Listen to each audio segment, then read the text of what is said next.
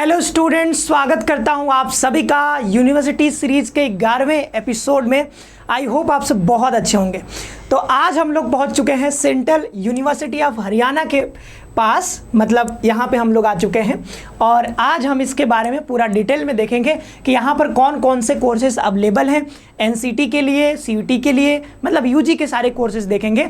Fees कितनी लगती है, साथ ही साथ हॉस्टल की फ़ी कितनी है, सीट्स कितने हैं, कैटेगरी वाइज सारी चीज़ें देखेंगे। हॉस्टल फैसिलिटी कैसी रहती है, हॉस्टल में आपको क्या क्या मिलता है, ठीक है, और कितने सारे हॉस्टल हैं वो सब कुछ भी देखेंगे। माहौल कैसा रहता है, सारी चीज़ें। ये देखो यहाँ पर जो है रामलीला हो रहा है, रामलीला का जो है ये सीन दिख रहा है।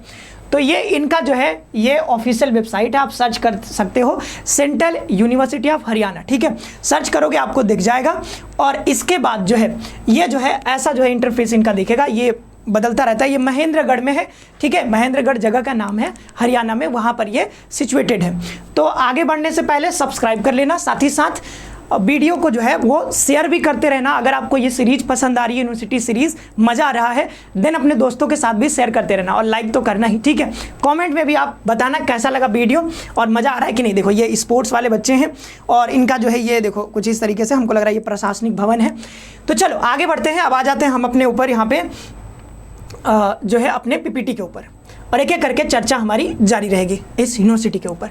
तो ये हमने वही जो प्रशासनिक भवन है शायद, ये हमने यहाँ पर लगा दिया है कुछ इस तरीके से, तिरंगा यहाँ पर लहरा है, ठीक है, लहरा दो तिरंगा लहरा दो, ये जो है। अब यहाँ पे एक चीज़ इंपॉर्टेंट है, NAAC द्वारा यहाँ पर एक्रीडिटेड है, ये जो है A ग्रेड इसको मिला हुआ है। यूनिवर्सिटी को A ग्रेड मिला हुआ है। पहले हमने देखा था कई यूनिवर्सिटीज़ को A++ भी मिला हुआ है, इसको जो है A मिला हुआ है। तो A का मतलब आप समझ सकते हो कि 4 में से 3 के आसपास इनको ग्रेड जो है वो किया गया है। तो ये ठीक ठाक है, मतलब 3 की ग्रेडिंग अच्छी होती है।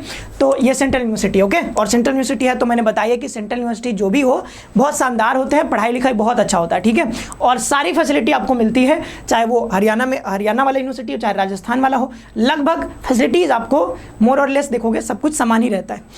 चलो आगे बढ़ते हैं, यहाँ पर आगे देखते हैं। अब एक चीज़ मैं बता दूं कि यहाँ पर जो क्या है कि इनका 10 तारीख को ही रजिस्ट्रेशन जो है वो समाप्त हो गया है। तो अब जो है आप रजिस्ट्रेशन नहीं करा सकते हो 10 तारीख तक। अगर आपने करवाया है तो ठीक है, 1 से शुरू था और 10 तक ये समाप्त हो गया है। हमने कहा था उसी टाइम पे कि किसका किसका ओपन हो गया है, तो एक वीडियो में मैंने बताया था कि 15+ यूनिवर्सिटीज़ के जो है वो ओपन हो चुके हैं। तो उस वीडियो में हमने बताया था कि जो है कि अभी ओपन है, हरियाणा का भी राजस्थान का भी हमने बताया था। अगर आपने देखा होगा तो आपने चेक जरूर किया होगा और आपने हो सकता है रजिस्ट्रेशन करवाया हो। अब यहाँ पे डेट खत्म हो चुकी है तो अब आप नहीं करा सकते हो। यहाँ पर इन्होंने पूरा जो है कैलेंडर अपना जारी कर दिया है, शेड्यूल जारी कर दिया गया है कि यहाँ पर करेक्शन शुरू होगा 11 तारीख को, और then display of comprehensive list of university website list दिखने लगेगा 12 तारीख को। देन यहाँ पर फर्स्ट काउंसलिंग हो जाएगी 13 तारीख को, ऐसे करके इन्होंने पूरा बताया है। तो एक बार देख लेना फटाफट से, ठीक है। तो फर्स्ट काउंसलिंग होगी, देन यहाँ पर सेकेंड राउंड का बताया जा रहा है, सेकेंड काउंसलिंग वो 16 तारीख को जो है यहाँ पर ऑफर किया जाएगा, एडमिशन अलॉटमेंट यहाँ शुरू हो जाएगा, ठीक है। फिर यहाँ पर फी पेमेंट के लिए 16 से 18, फिर वैकेंट सीट्स अगर होते हैं तो 19 तारीख को आपको बताया जाएगा, ठीक है।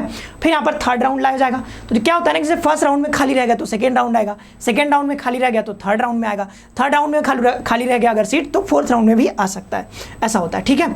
चलो अब देखते हैं यहाँ पर कौन कौन से प्रोग्राम्स यहाँ पर रन होते हैं यूजी में, ठीक है। तो यूजी में अगर प्रोग्राम्स देखोगे यहाँ पर तो ये डिग्री का नाम दिया गया है, ये प्रोग्राम लिखा हुआ है, देन वहाँ पर सीट्स लिखे हुए हैं कि सीट्स कितने हैं। तो ये 65 सीट्स यहाँ पे आपको देखने को मिलेंगे। तो वीवोक जो यहाँ पे है इसका प्रोग्राम का नाम है रिटेल एंड लॉजिस्टिक मैनेजमेंट, ठीक है। वीवोक आप करोगे 65 सीट्स यहाँ पे है, ठीक है। फिर वीवोक है तो ये जो है ठीक है, बायोमेडिकल है, ठीक है, बायोमेडिकल साइंस या इंडस्ट्रियल वेस्ट मैनेजमेंट, ठीक है। ये थोड़ा अच्छे से दिख नहीं रहा, ब्लर हो गया थोड़ा। 50 सीट्स इसमें भी है। फिर बीटेक, यहाँ पर बीटेक चलता है, ठीक है। ये देखो इतने सारे बीटेक के कोर्सेज हैं 4, ठीक है। कंप्यूटर साइंस एंड इंजीनियरिंग में, इलेक्ट्रॉनिक इंजीनियरिंग में, सिविल इंजीनियरिंग में और प्रिंटिंग एंड पैकेजिंग टेक्नोलॉजी है, ठीक है। सब में देखो यहाँ पर कितने कितने सीट्स हैं, तो ये तीनों में 60 और यहाँ पर 30 सीट है। देन यहाँ पर बीएससी ऑनर्स चलता है साइकोलॉजी में। तो अगर आपको साइकोलॉजी में पढ़ना है, बीएससी ऑनर्स करना है तो आप यहाँ पर 40 सीट्स देख सकते हो। देन यहाँ पर बीए बीएड है, ठीक है। टीचर्स वो जो है टीचर्स एजुकेशन वाला, ये एनसीटी में भी शामिल है, ध्यान देना। 50 सीट्स यहाँ पर देखने को मिलेंगे आपको। फिर यहाँ पर इंटीग्रेटेड बीएससी एमएससी है, केमिस्ट्री है, ठीक है, बीएससी एमएससी मतलब इंटीग्रेटेड होता ही है, 35 सीट इसमें है। फिर इंटीग्रेटेड बीएससी एमएससी वही है, फिजिक्स में भी होता है और ये मैथमेटिक्स में भी होता है आपको। तो इसमें सीट्स आपको बता देंगे 40, टोटल मिलाकर के यहाँ पर बताया जा रहा है 576 के आसपास सीट्स यहाँ पर लिखे हुए, ठीक है। टोटल कैपेसिटी यहाँ पर बताया जा रहा है, टोटल इनटेक कैपेसिटी 575 या 76 है। तो ये हो गई यहाँ पर बात कि कौन कौन से यूजी में कोर्सेस यहाँ पर चलती हैं। अब देख लो यहाँ पर कि अब यहाँ पर क्या है ना कि सीट्स को बांट करके बताया गया है कि कौन से कैटेगरी में कितने सीट्स हैं, तो वो भी देख सकते हो अपने कैटेगरी वाइज भी। और लास्ट में यहाँ पर ये दिख नहीं रहा होगा आपको, 5% हॉरिजॉन्टल रिजर्वेशन है, जैसे जेएनयू में था, ठीक है, रिजर्वेशन विद इन कोटा। तो इसको हम लोग बोलते हैं कि रिजर्वेशन विद इन रिजर्वेशन, या फिर बोल सकते हो आप कोटा विद इन कोटा। मतलब जैसे कि मेरा जैसे कि ये ईडब्ल्यूएस का कोटा है, तो ईडब्ल्यूएस के कोटा में ही एक और कोटा बना दिया जाएगा, अलग से वर्टिकल कोटा नहीं बना जा रहा है, हॉरिजॉन्टल, ठीक है। यानी कि ये यहाँ पर मान लो 65 सीट है, तो 65 में से 5% दे दिया जाएगा किसको, इसी 65 में से दे दिया जाएगा पीडब्ल्यूडी को, ठीक है। तो वैसे यहाँ पर बताया जा रहा है जैसे कि जेएनयू में था, हमने डिस्कस किया था उस बारे में, ठीक है। तो ये वोकेशनल स्टडी जो वीवोक है, ठीक है, तो वीवोक के ये जो 3 थे, इसमें देखो सीट्स यहाँ पर बता दी गई टोटल, जो पीछे भी हमने देखा था। और रिजर्व्ड है यहाँ पर एससी के लिए 15%, ठीक है, वही जो है गवर्नमेंट ऑफ इंडिया के रिजर्वेशन रूल्स हैं उसके अकॉर्डिंग यहाँ पर रूल फॉलो किया जा रहा है। एसटी के लिए 7.5%, ओबीसी के लिए 18%, अनरिजर्व के लिए यहाँ पर 40% जो बचे होंगे, और ईडब्ल्यूएस के लिए 5%। पीडब्ल्यू के लिए जो है वो 3 सीट्स है। ध्यान देना, जो 3 सीट्स है वो अलग से नहीं आ रहे, जैसे अगर आप जोड़ोगे यहाँ पर वो अलग से नहीं, जैसे 10, 10, 5, 15, 15, 10, 25 और 8, 33, 33 और 20, 53 और यहाँ पे कितना हो जाएगा 53 और यहाँ पे 6, 12, तो कितने हो गए 53 और 12, 65 हो गए, ठीक है। तो 65 हो रहा है टोटल। तो आप कहोगे सर ये 3 कहां से आ जा रहा है, तो 65 और 3 जोड़ोगे तो ज्यादा हो जाएगा, लेकिन टोटल सीट्स कितने, टोटल तो 65 ही सीट है। तो ये जो 3 सीट आ रहे हैं वो कहीं ना कहीं आप देखोगे एक्स्ट्रा सीट यहाँ पर दे दिए गए हैं, क्योंकि सब जोड़ने पर तो ये तो 53 हो ही जा रहा है, सॉरी 65 हो ही जा रहा है। तो वो जो 3 सीट है इसका मतलब ये है कि 65 सीट इधर दिए जा रहे हैं, मतलब 3 सीट तो फिर एक्स्ट्रा हो गए। हाँ, मतलब इसके 5% अगर निकालोगे तो 3 के आसपास ऐसा कहा जा रहा है टोटल सीट्स के, जो भी है, ठीक है, इतना मतलब डिटेल में नहीं दिया गया, बट 5% जो है हॉरिजॉन्टल रिजर्वेशन है, इसी 65 में से मुझे लगता है कि 3 वो सीट और निकाल करके उनको दे दिया जाएगा, ठीक है। यहाँ पर देखो साइकोलॉजी, केमिस्ट्री, मैथमेटिक्स, फिजिक्स, ये जो है यहाँ पर भी सीट्स दिए गए हैं, जो हमने पीछे दिया था। इसमें जो है ये डिस्ट्रीब्यूशन बता दिया गया है, 2-2, 3-3 सीट पीडब्ल्यूडी कैटेगरी के लिए अलग से रिजर्व्ड है। ओके, आगे बढ़ते हैं, ये रहा, आगे हम लोग चलते हैं। देन यहाँ पर देख लेते हैं कुछ और कोर्सेस है, और ये कोर्सेस के बारे में यहाँ पर बताया जा रहा है, ये फी के बारे में बताया जा रहा है, ठीक है। तो फी आप देख लीजिए कितना यहाँ पर फी लगेगा, थोड़ा छोटा कर देते हैं इसको, थोड़ा ऊपर कर देते हैं, ठीक है। ऊपर प्रोग्राम लिखा हुआ है यहाँ पर, अकाउंट हेड यहाँ पे जो है ये क्या क्या फी लगता है, देखो ये रिफंडेबल, पहले ये ध्यान देना। सिक्योरिटी डिपॉजिट 2,000 रुपये आपसे कराया जा रहा है, कैटेगरी 1 में भी, कैटेगरी 2 में भी, ठीक है। ये देखो BLLB जो था ना, BLLB इसमें अवेलेबल नहीं है, CUT के थ्रू अवेलेबल नहीं है, इनका स्पेशल कोर्सेज चलता है, जो कि हमने देखा है, ठीक है, वेबसाइट पर भी देखा, CUT समर्थ वाले पे भी, और इनका जो नोटिफिकेशन दिया गया है उसमें भी जो है कहीं पर BLLB नहीं दिया गया, लेकिन यहाँ पे BLLB का फी जरूर बताया गया। तो मुझे लगता है कोर्स चलता है, बट वो CUT के थ्रू शायद यहाँ पे नहीं चलता है, ठीक है। तो ये जो कोर्स है यहाँ पर ये बताया जा रहा है कि भाई कैटेगरी A में ये वाला कोर्स, तो वैसे शायद ये प्रोग्राम नहीं था शायद, ठीक है, ये PG का कोर्स है शायद, ठीक है। तो PG के लिए है, ये देख लो यहाँ पर, ये BSc MSc जो है और BA BEd उनके लिए टोटल फी यहाँ पर कितना आ जा रहा है। टोटल फी आपको क्या करना होगा, इस सबको जोड़ना होगा, तो जोड़ करके आप देख लेना कितना आएगा। ये सिक्योरिटी डिपॉजिट 2,000 रुपये आपको जब कोर्स कंप्लीट करोगे तो ये तो वापस मिल जाएगा, तो ये 2,000 हम हटा देते हैं। बाद बाकी अगर जोड़ोगे तो यहाँ पर ये ट्यूशन फी यहाँ पर 4,000, एक 5,000, ठीक है, और आप देखोगे तो लगभग इधर 6,000 हो जाएगा, 6, 1, 7, 7.5 से 8,000 यहाँ पर पड़ रहा है, ठीक है। तो 8,000 के आसपास पड़ेगा, अगर आप इसको जोड़ दोगे तो मतलब 10,000 रुपये यहाँ पर फी आपको लग जा रहा है। ओके, और ये LLB के लिए बताया जा रहा है, हालांकि LLB कहीं CUT में था नहीं, ये प्रोफेशनल कोर्स है, ठीक है। और ये बीटेक और वीवोक VA ऑनर्स के लिए, तो बीटेक के लिए ऑफकोर्स यहाँ पर फी बहुत ज़्यादा है, देखो मतलब बहुत ज़्यादा क्या, और यूनिवर्सिटीज़ की अपेक्षा, या फिर और कहीं IIT में पढ़ते हो, उधर पढ़ते हो, तो वहाँ पर फी और ज़्यादा रहती है। यहाँ पर देखो 36,000 फी है, और देन 36,000 के अलावा जो है आप इसको जोड़ लेना, उतना नहीं है, आपको जो है आपको पड़ जाएगा 3, 5, 3, 8, ठीक है, 50 मतलब 45 के आसपास चला जाएगा, ठीक है, 45 के आसपास आपको चला जाएगा। देन उधर जो फी है BSc और वीवो के लिए तो वो उतना है नहीं, ठीक है, वही 7-8 हज़ार रुपये पड़ेगा। तो ये फ़ी के बारे में हमने चर्चा कर लिया, तो फ़ी भी हमने देख लिया। अब आगे बढ़ते हैं और देख लेते हैं आगे क्या क्या चीज़ें हैं। अब देख लो यहाँ पर हमने जो है वही चीज़ें लगा दी हैं कि आपको ये जो है CUT में जो है आपको कौन कौन से पेपर लेना है, ठीक है। CUT में आपको कौन कौन से अगर आपने पेपर दिए हैं तो आप बीवोक में एडमिशन ले सकते हो। तो बीवोक में एडमिशन लेने के लिए सिर्फ और सिर्फ आपको जनरल टेस्ट चाहिए, ठीक है। अच्छा, ये वाले बीवोक में रिटेल लॉजिस्टिक मैनेजमेंट में, इसमें अगर लेना है तो सिर्फ जनरल टेस्ट से काम हो जाएगा। लेकिन अगर BVoc in biomedical and science में लेना है तो बायोलॉजी लेना होगा, और इंडस्ट्रियल वेस्ट मैनेजमेंट तो इसके लिए आपको जनरल टेस्ट से काम चल जाएगा। तो ये आपने अगर CUT में ऑप्ट किए हैं तो आपको आराम से एडमिशन यहाँ पे मिल सकता है, अगर आपके ठीक ठाक मार्क्स हैं तो जनरल टेस्ट में अगर मान लो यहाँ पर अगर जनरल कैटेगरी में आपको जनरल टेस्ट कितना होगा, 250 का, तो अगर 150 या फिर 120 नंबर के आसपास आ रहे हैं तो जरूर अप्लाई करना, आपको यहाँ पर आराम से एडमिशन मिल सकता है, ठीक है। बीटेक के लिए यहाँ पर BTech in computer science and engineering, mathematics and physics है, ठीक है। तो मैथ और फिजिक्स लिया है तो आप यहाँ पर एडमिशन ले सकते हो। तो 400 नंबर पर आपका यहाँ पर बनेगा, और एलिजिबिलिटी क्राइटेरिया वही है 50%, वो जो होता है ना कि आपको 12th में ये सब, अगर बीटेक जा रहे हो तो फिजिक्स केमिस्ट्री मैथ आप पढ़े रहने चाहिए, ठीक है, ध्यान देना। ये सब है, मैथमेटिक्स एंड फिजिक्स आपके पास होना चाहिए। और देख लो यहाँ पर एलिजिबिलिटी क्राइटेरिया CUT में आपने क्या क्या दिया है तो आपका हो जाएगा, ठीक है। बीटेक इन इलेक्ट्रॉनिक इंजीनियरिंग तो वही है, फिजिक्स और मैथमेटिक्स, इसमें भी जो है फिजिक्स और मैथमेटिक्स, मतलब बीटेक के लिए फिजिक्स और मैथमेटिक्स होना चाहिए, मैथमेटिक्स फिजिक्स होना ही चाहिए, ठीक है। आपने अगर CUT में लिया है तो आप कर सकते हो। BSc ऑनर्स साइकोलॉजी के लिए सिर्फ साइकोलॉजी चाहिए, तो अगर आपने साइकोलॉजी दिया है CUT में तो आप यहाँ पर एडमिशन ले सकते हो। इंटीग्रेटेड BSc MSc करना है आपको केमिस्ट्री में तो आपको यहाँ पर केमिस्ट्री लेना होगा, और यहाँ पर मैथमेटिक्स में तो मैथमेटिक्स आपके पास होना चाहिए CUT में, ठीक है। फिजिक्स में करना है तो फिजिक्स आपने लिया रहना चाहिए। और BA B.Ed देख लो यहाँ पर ITEP के थ्रू यहाँ पर बताया जा रहा है कि ITEP के थ्रू अगर आप BA B.Ed में लेते हो, NCT वाले बच्चों के लिए बता रहा हूँ, आप जो है सेंट्रल यूनिवर्सिटी ऑफ हरियाणा में भी NCT के लिए जो भी बच्चे अभी रिजल्ट आ गया है तो जिनको भी करवाना है, ठीक है, जल्दी ओपन हो जाएगा, ठीक है, NCT के लिए भी, तो आप वहां पर जाकर के रजिस्ट्रेशन जरूर करवाना। Hindi, English and teaching aptitude आपके पास होना चाहिए। अच्छा, यहाँ पर सिर्फ 2 ही चाहिए, हिंदी चाहिए या इंग्लिश चाहिए, तो दोनों में से एक ही चाहिए, ठीक है। तो हिंदी या इंग्लिश एक लैंग्वेज, और देन आपके पास टीचिंग एप्टीट्यूड, इतने से आपका यहाँ पर काम हो जाएगा। ओके, आगे बढ़ते हैं। ये हमने दोबारा से लगा दिया है, लेकिन एक चीज़ हमने देखा कि भाई यहाँ पर ये कह रहे हैं कि ये अपने मतलब यहाँ पर अपने वाले जो आप इनका जो नोटिफिकेशन था इनके वेबसाइट पे, यहाँ इन्होंने बता रखा है कि BA B.Ed अगर आप ITEP के थ्रू अगर आप आना चाह रहे हो 4 ईयर इंटीग्रेटेड, तो यहाँ पर सिर्फ आपको हिंदी, इंग्लिश या फिर टीचिंग एप्टीट्यूड दोनों मिला करके, हिंदी या इंग्लिश एक, दोनों में से एक, और एक टीचिंग एप्टीट्यूड चाहिए। लेकिन यहाँ पर ये अगर आप जाओगे NCT समर्थ पे, तो NCT समर्थ पे बताया जा रहा है कि अगर आप यहाँ से करना चाह रहे हो ITEP का प्रोग्राम, BA B.Ed अवेलेबल है, तो आपको टीचिंग एप्टीट्यूड भी, जनरल टेस्ट, लैंग्वेज 1, लैंग्वेज 2 और 3 डोमेन स्पेसिफिक सब्जेक्ट होना चाहिए, जो कि 650 पे जो आपका बनता है वो वाला सिस्टम यहाँ पे बताया जा रहा है, ठीक है। तो मुझे लग रहा है यही वाला सही है, वहाँ पर उन्होंने शायद पुराना दिया है, पता नहीं, बट यही वाला सही है, ठीक है। तो आपने ये पेपर तो सभी लोग दिए हुए हैं, कोई दिक्कत है नहीं, ठीक है। तो आप यहाँ पर एडमिशन ले सकते हो, आप रजिस्ट्रेशन करवा लेना। रजिस्ट्रेशन NCT का कब ओपन होगा जल्दी बताया जाएगा आपको। अब आ जाते हैं यहाँ पर फैसिलिटीज के ऊपर, ठीक है। तो ये हमने अभी बात कर ली यहाँ पर कौन कौन से कोर्सेज चलते हैं, ये सारा कुछ हमने यहाँ पर चर्चा कर लिया। अब आ जाते हैं आगे और देख लेते हैं यहाँ पर कि फैसिलिटीज कौन कौन सा है। तो फैसिलिटीज, वो सारे फैसिलिटीज यहाँ पर देखने को मिल जाएंगे जो अदर यूनिवर्सिटीज में हमने बात किया था। हमने कहा भी था कि सेंट्रल यूनिवर्सिटी में मोर और लेस देखोगे तो लगभग सारी फैसिलिटीज आपको मिल जाती हैं, ठीक है। तो मेडिकल फैसिलिटी है यहाँ पर, सेंट्रल यूनिवर्सिटी हेल्थ सेंटर है इनका, ठीक है।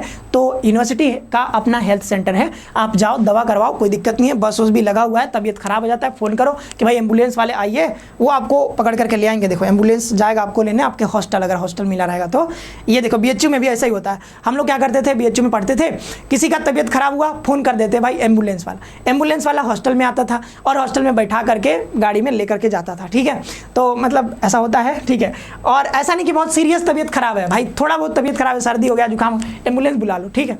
चलो, ये हो गया लाइब्रेरी फैसिलिटी। तो लाइब्रेरी में यहाँ पर पंडित दीनदयाल उपाध्याय सेंट्रल लाइब्रेरी इसका नाम है, और कुछ देखो इस तरीके से बुक्स है, यहाँ पर बैठने का है। हालांकि ये बहुत बड़ा होगा, ये अंदर का एक फोटो हमने लगाया है, ठीक है। तो ऐसे देखो इतने सारे बुक्स हैं, बहुत शानदार बुक्स हैं, जाकर के पढ़ना। चलो आगे बढ़ते हैं, ये रहा। अब देख लो स्पोर्ट्स फैसिलिटीज क्या क्या है। तो स्पोर्ट्स फैसिलिटी में यहाँ पर देखो तो सारे फैसिलिटीज लगभग देखने को मिल जाएंगे जो कि दूसरे यूनिवर्सिटी में देखने को मिलते हैं। तो यहाँ पर क्या क्या है, एथलेटिक्स मेन वुमेन दोनों के लिए है, बैडमिंटन भी है, बॉक्सिंग भी है, चेस भी है, ठीक है। लेकिन ध्यान देना कुछ खेल जो है वो सिर्फ मेन के लिए, जैसे ये देखो पता नहीं ये ऐसा क्यों किया गया, बॉक्सिंग सिर्फ मेन के लिए, वुमेन के लिए क्यों नहीं है भाई, ठीक है। तो ये बॉक्सिंग है, चेस भी मेन के लिए, क्या लड़कियां चेस नहीं खेलेंगी, हाँ। फुटबॉल जो है वो भी मेन के लिए, हैंडबॉल वो भी सिर्फ मेन के लिए, जूडो भी मेन के लिए। ये तो भाई ऐसा नहीं करना चाहिए, ठीक है। देखो भेदभाव हो रहा है, लड़कियों के साथ भेदभाव हो रहा है। देखो कबड्डी जो है यहाँ पर वो मेन और वुमेन दोनों के लिए, ठीक है। नेटबॉल जो है, देखो अब नेटबॉल सिर्फ वुमेन के लिए, अब यहाँ भी भेदभाव आ गया। ऐसा क्यों है भाई, मुझे समझ नहीं आता है। जब खेल है तो सबके लिए होना चाहिए व्यवस्था, ऐसा थोड़ी है कि लड़के अलग खेलेंगे लड़कियां अलग खेल खेलेंगी, हाँ। पता नहीं क्या चल रहा है। देखो टेबल टेनिस हालांकि दोनों के लिए है। ये टेक वॉन्डो, ये जो है वो नहीं कुंफू जैसा कुछ होता है, वो जो है ये जेएनयू में भी अवेलेबल था, हमने देखा था। वॉलीबॉल जो है मेन वुमेन दोनों के लिए है। और ये वेट लिफ्टिंग सिर्फ मेन के लिए है। बताओ मीराबाई चानू है ना, अभी ओलंपिक में गई थी, हाँ आपने देखा होगा। हालांकि इस बार जो है वो नहीं ला पाई मेडल, कोई बात नहीं, अगर पिछली बार लाई थी, ठीक है। तो ये जो है अब यहाँ पर वुमेन के लिए रेसलिंग है ही नहीं, ठीक है, क्या कैसे वेट लिफ्टिंग है ही नहीं। अब क्या बताएं हम, चलो आगे बढ़ते हैं। यूनिवर्सिटीज़ में ऐसा नहीं होना चाहिए कि सिर्फ कोई खेल जो है वो मेन के लिए अवेलेबल है, वुमेन के लिए अवेलेबल नहीं है, या फिर कोई खेल वुमेन के लिए है मेन के लिए नहीं है, ठीक है। अगर यूनिवर्सिटी अगर ऐसा करेगी मतलब तो फिर समाज में क्या होगा, ठीक है। कम से कम यूनिवर्सिटी को समझना चाहिए।